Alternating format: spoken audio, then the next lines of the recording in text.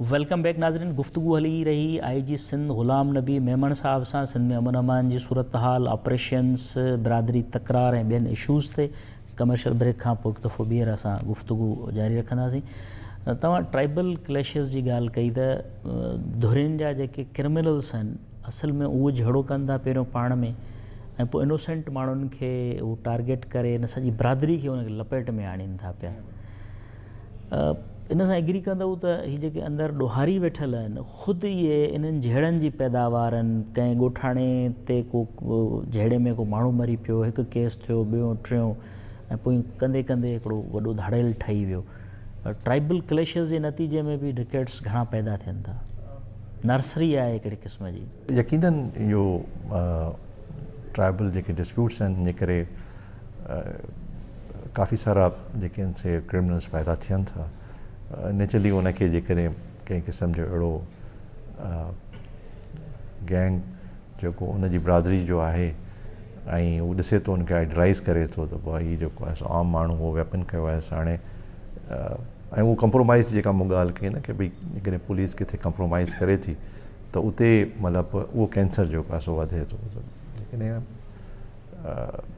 Tribal dispute जो को माण्हू आहे जंहिं ते केसिस रजिस्टर्ड थियनि था ऐं अॻियां हली पोइ उहो ॿ चारि जेके आहिनि से क़तल करे थो विझे त इनजे पोइ फांसी थो पए हिन विशिश साइकिल में।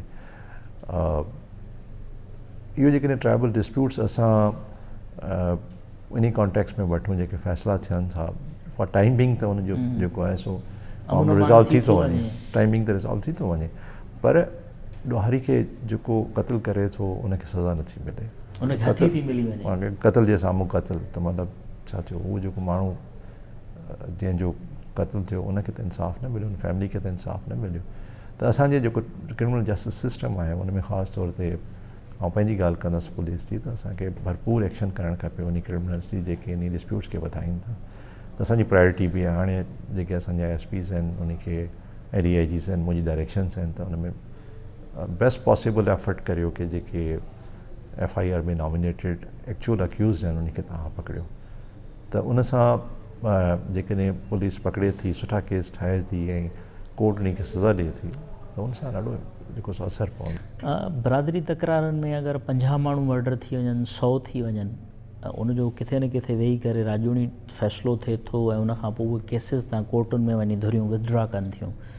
नतीजे में जीअं तव्हां चयो त मक़तूल जी धुर खे इंसाफ़ बि नथो मिले पियो। ख़ुदि इन ते रिव्यू करण जी ज़रूरत न आहे मज़हबी आलमनि खे, असेंबली खे। त असां वटि जेको हिकिड़ो मज़हबी दैयत जे हवाले सां हिकिड़ो आहे कानून त भई खून माफ़ करे सघिजे थो या उनजी रक़म वठी सघिजे थी। त को इतफ़ाक़ी मर्डर आहे त ठीकु, या को अहिड़ो को ॿियो हादसो आहे, पर हिकिड़ो माण्हू जेको टारगेटेड 100 माण्हुनि खे मारे थो पियो उनजे लाइ बि इहा ई शइ आहे ऐं जेको इतफ़ाक़ी आहे उनजे लाइ बि दैयत आहे। इन ते रिव्यू नथो करे सघिजे, का कानून साज़ी नथी थी सघे या इंटरप्रिटेशन का कॾहिं का कोशिशि थी आहे त इहा हर मामले ते दैयत थी सघे थी या कुझु ते न बि। जेकॾहिं न मिसाल कॉन्सेंट इन क़िस्म जो आहे कि फैमिली पाण कंहिं कंसिडरेशन जे करे जेको ज़बरदस्ती जंहिंमें शामिलु न हुजे, डपु शामिलु न हुजे, पर हू कंहिं ॿिए रीज़न जे करे उहो जेकॾहिं माफ़ु कनि था या कंप्रोमाइज़ कनि था त उन में को हर्ज कोन्हे को।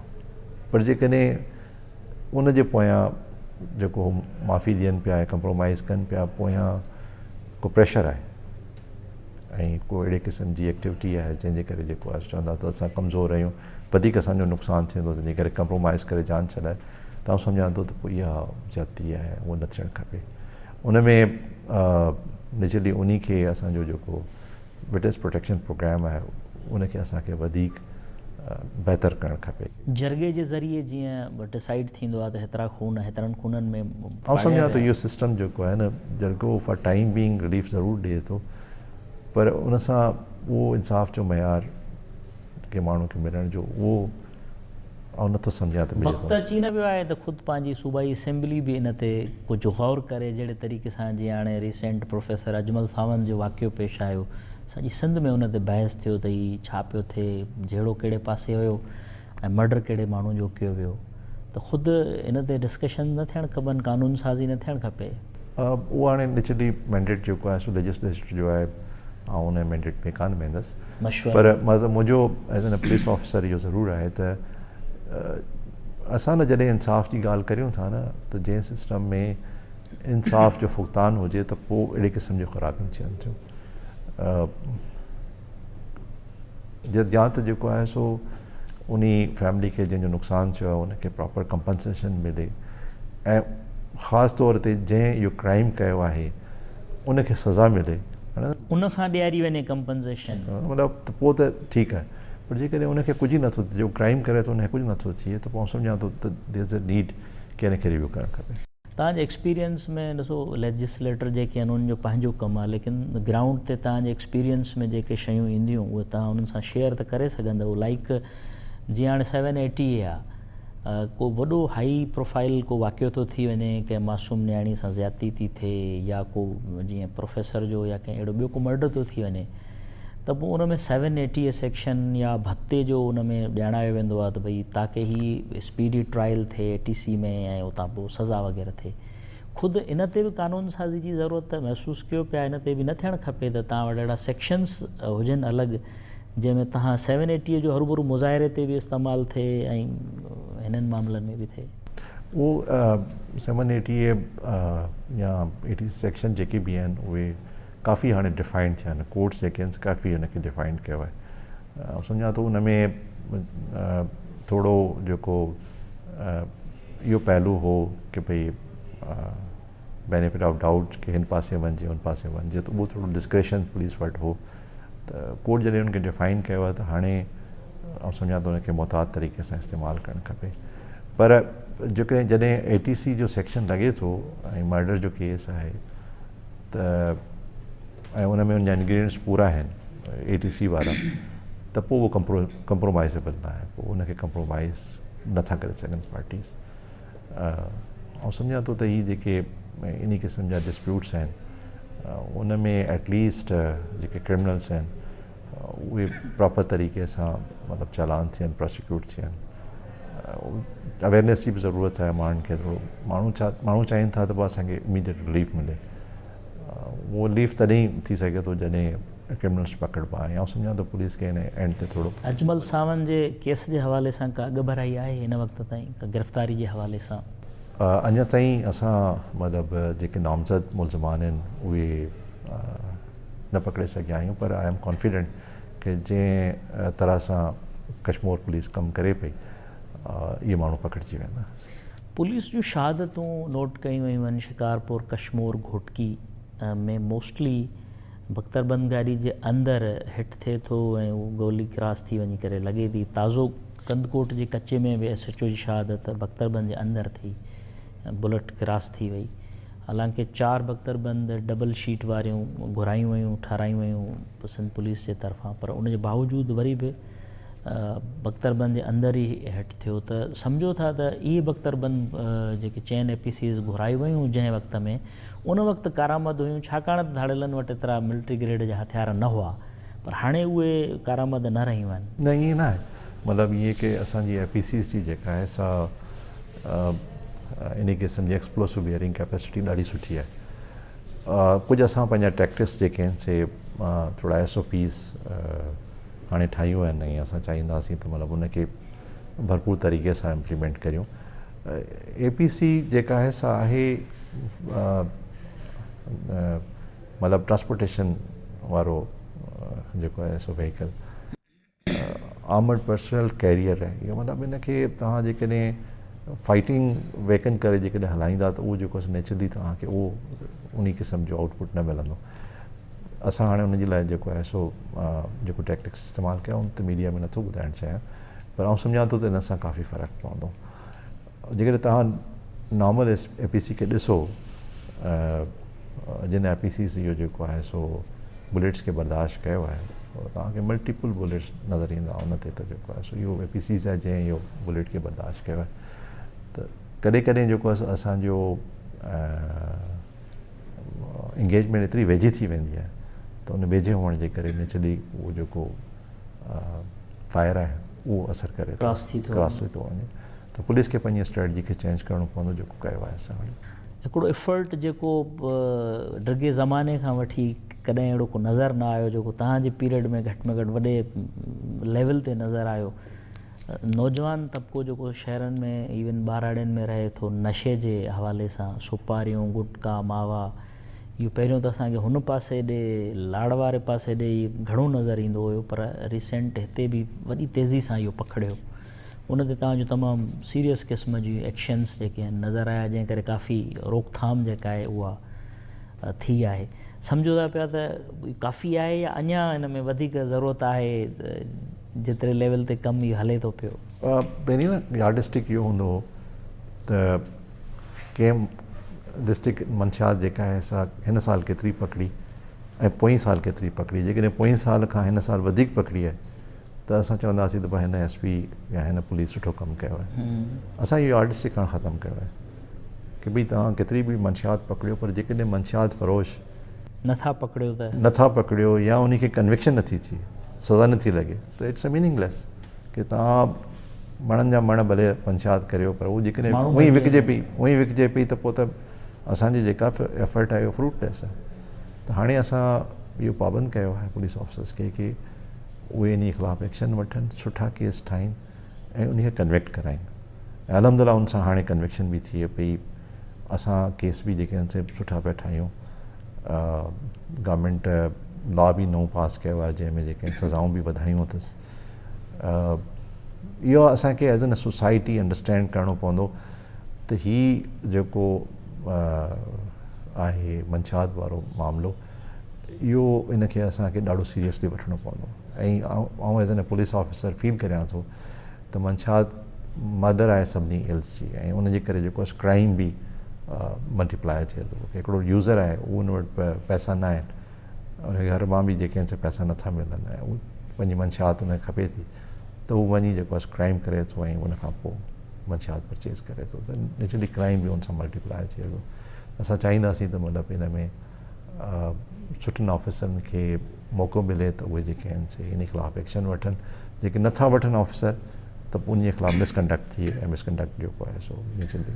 अगरि इन ई सवाल जी कंटिन्यूटी त डिफरेंट डिस्ट्रिक्ट्स में ज़ाहिर आहे तव्हां वटि रिपोर्ट्स हूंदियूं, स्पेशल ब्रांच ॿियनि इदारनि जूं जेके इन क्राइम में ख़ुदि फोर्स जा माण्हू इन्वॉल्व आहिनि, उन अगेंस्ट बि तव्हां कार्रवाइयूं कयूं।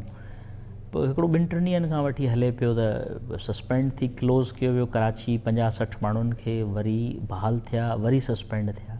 इन में को मुंझारो हुयो या रिपोर्ट्स में का मसलो हुयो? न उहो इनफैक्ट थोरो ग़लती थी, शायदि मूंखां ई ग़लती थी।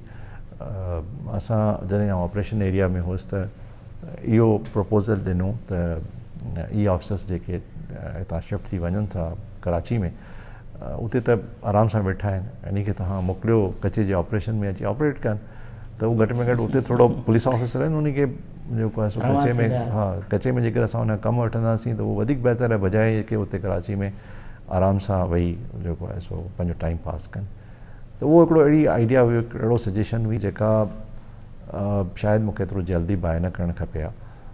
मूं पंहिंजे DIG एस्टेब्लिशमेंट खे ॿुधायो, उते अंडरस्टैंडिंग इहा बिल्टअप थी, ऐं उते बिज़ी हुअसि त जेकॾहिं इन खां कमु वठिणो आहे त पोइ नेचुरली सस्पेंड माण्हू त कमु न कंदो, उनखे रीइंस्टेट करे पोइ जेको आहे सो हुते वठिणो, त उनखे रीइंस्टेट करे जेको आहे सो हुते मोकिलियो। त जीअं ई ऑर्डर मूं राति जो ॾिठो त मूंखे बि हैरानगी थी त यार हीअ कीअं थी वियो, हीअ त इंस्ट्रक्शन ई न हुआ। मतिलबु इंसान त इम्प्रेशन इहो वेंदो जेको जीअं तव्हां सवाल करियो पिया त बहाली थी वई हली, ऐं छो बहाली थी वई हली, त मुंहिंजो ठीकु आहे, हाणे असां हिन खां कचे मां नथा वठूं कमु, वञी इंक्वायरी कंप्लीट थिए, जेकॾहिं को बेगुनाह आहे त भले पंहिंजे वापसि वञे, जेकॾहिं गुनाहगार आहे त पोइ हुई फारिग थी वेंदो हलियो। त इन करे उहो ऑर्डर फ़ौरन जेको आहे सो असां वापसि वरितो। उन में कंहिं क़िस्म जो को न आहे, इहो शायदि मुंहिंजी मिस जजमेंट हुई जंहिंजे करे थी वियो। आख़िरी 1-2 सवाल त पुलिस जी रिट ख़तमु थी आहे गवर्नमेंट जी, या ॾोहारनि मां ख़ौफ़ घटियो आहे, या को मॉरल इशूज़ आहिनि? पहिरियां असां ॾिसंदा हुआसीं त शुरू में धाड़ेल जेको आहे कंहिं माण्हू असां मोबाइल फ़ोन ते ॻाल्हाईंदे डिॼंदो हुयो त मुंहिंजे मथां ट्रेस थिए, टैप थिए। हाणे उहो ॾोहारी मग़वी जी वीडियो ठाहे उनखे तशदुद करे उन सां रेप करे ऐं उहो रिलीज़ था कनि, इनखे तव्हां कीअं ॾिसो था त ख़ौफ़ घटियो आहे या सोसाइटी असांजी जेका आहे उहा अञा वधीक डस्टर में ख़राब थी आहे, छा सबबु आहे जो एतिरे मतिलबु डेली ॿिए चोथे ॾींहुं का न का वीडियो जेका आहे उहा कंहिं मगवी जी अचे थी पई? ॾिसो ही जेके माण्हू डिफरेंट तरीक़े सां पहुचनि था उते, हिकिड़ो त अवेयरनेस घटि आहे इन मामले जी, माण्हुनि खे अञा बि आइडिया न आहे त जेको आहे सो असां कीअं जेको आहे सो दीप कचे में वञूं पिया, उते जेको आहे अहिड़े क़िस्म जी एक्टिविटी जे लाइ असांखे घुरायो पियो वञे। यकीन करियो त हीअ त जेको नंबर आहे इहो त तमामु घटि नंबर आहे जेको उते होस्टेज वञी थिए थो। असां काफ़ी सारनि माण्हुनि खे जेको आहे सो जॾहिं असांखे इंफॉर्मेशन मिले थी त असां उनखे इंटीमेट कयूं था त तूं किडनैप थियण थो वञे तूं वापसि वञे, उनखे पोइ असां वापसि था कयूं, बचायूं था असां। त उहो तमामु घणो नंबर आहे जेको आहे सो, बल्कि उहो मूं वर्कआउट पे कयो त कोई 170 माण्हू हुआ जेके पोइ 2 महीननि में उनखे असां वापसि कयोसीं। हाणे उहे माण्हू जेके अंदरि पहुचनि था उहो नेचुरली हिकिड़े क्रिमिनल गैंग जे जेके आहिनि से कब्ज़े में आहिनि, ऐं उहो हाणे सोशल मीडिया जो दौरु थी वियो आहे। ऐं असां इहा ई ॻाल्हि चवंदो आहियां त भाउ असां क्रिमिनल खे जेकॾहिं अहिड़े क़िस्म जी वीडियोज़ खे फॉर्वर्ड करे उन जी ग्लोरिफिकेशन करियूं त उहो मुनासिबु कोन्हे को। असां इन शयुनि खे ग्लोरीफाई न करियूं। पुलिस उन धाड़ियुनि खे इंगेज भी कंदी आहे, पुलिस इन धाड़ियुनि खे अरेस्ट भी कंदी आहे, अहिड़नि धाड़ियुनि खे जेको आहे सो अरेस्ट भी एलिमिनेट भी कंदी आहे। पर जेसिताईं ज़ाहिर आहे हिकिड़ो टाइम फैक्टर आहे जंहिंमें जेसिताईं उहो इहो अमल नथो थिए तेसिताईं त हू इन क़िस्म जी एक्टिविटी करे थो, ऐं उहो इहो सम्झे थो त हाणे दिस इज़ द राइट जेको आहे सो तरीक़ेकार जंहिंसां विक्टिम जी फैमिली खे जेको आहे सो उहो उन प्रेशर में खणी थो अचे ऐं उहो जल्दी पैसा हुनखे पे कनि था। हिकिड़ो टैक्टिक्स आहे जेको असांखे हिन में ट्रैप न थियणु खपे, आम पब्लिक खे सम्झणु खपे। ऐं हींअर तव्हां ॾिठो त कुझु हुन फोर्स किडनैपिंग्स बि कयूं, पुलिस एक्शन कयो, उन में सिर्फ़ु मगवी जे जेको आहे रिलेटिव्स खे चयूंसि त असां तव्हांखां पैसा नथा वठूं, तव्हां रुगो पुलिस जे ख़िलाफ़ु एहतिजाज कयो, रोड ब्लॉक कयो। त मतिलबु इहा शइ जेका आहे न असां मीडिया खे बि अंडरस्टैंड करणु खपे, आम पब्लिक खे बि अंडरस्टैंड करणु खपे। ऐं काफ़ी सारा माण्हू हाणे बग़ैर पैसनि जे पुलिस छॾाया, मतिलबु उनखे ज़ाहिर आहे जेके फैसिलिटेटर हुआ उनजे ख़िलाफ़ु एक्शन थियो ऐं पुलिस पंहिंजी भरपूर कार्रवाई करे थी, ऐं इनशाला इहो बहितर थींदो। लास्ट इहो त कराची मां हिकिड़ो ॾींहुं अॻु में अयाज़ अहमद महर नाले पीपुल्स पार्टी जो अॻुवाण जेको कॉन्ट्रैक्टर बि आहे, बिज़नेसमैन आहे, उहो ड्राइवर समेत लापता थी वियो आहे। उनजे वारसनि में काफ़ी परेशानी आहे। उन हवाले सां आउं वटि छा रिपोर्ट्स आहिनि त किडनैपिंग आहे या मिसिंग आहे पर्सन या छा थियो आहे? को अयाज़ हाई प्रोफाइल माण्हू आहे, मतिलबु हुनजी काफ़ी जेका आहे सा सोशल एक्टिविटीज़ रहियूं आहिनि, पॉलिटिकल फिगर भी हाणे थी वियो आहे। अञा क़बल वक़्तु आहे कि असां हिन ते को गैस वर्क करियूं। सरेदस्त इहो आहे त जेका पुलिस कराची पुलिस आहे उनजे रिलेटिव सां कोऑर्डिनेशन में आहे, जेको भी लीगल तरीक़ेकार आहे उनखे असां इम्प्लीमेंट कंदासीं इंशाल्लाह। FIR वग़ैरह न थी आहे? राति ताईं त न थी हुई, हाणे मूंखे ख़बर न आहे, ऐं छा करे जिते हुअसि त मुंहिंजो कॉन्टेक्ट न थी सघियो आहे एडिशनल IG कराची सां। पोइ जेकॾहिं FIR कराईंदा त उनजो हक़ आहे, असांखे करणु खपे। वॾी महिरबानी गुलाम नबी मेमण साहब। नाज़रीन, IG सिंध पुलिस गुलाम नबी मेमण साहब जी अमां गुफ़्तगू ॿुधी। कंहिं ॿिए प्रोग्राम में कंहिं ॿिए वक़्तु वरी हाज़िर थींदासीं। सदाईं गॾु।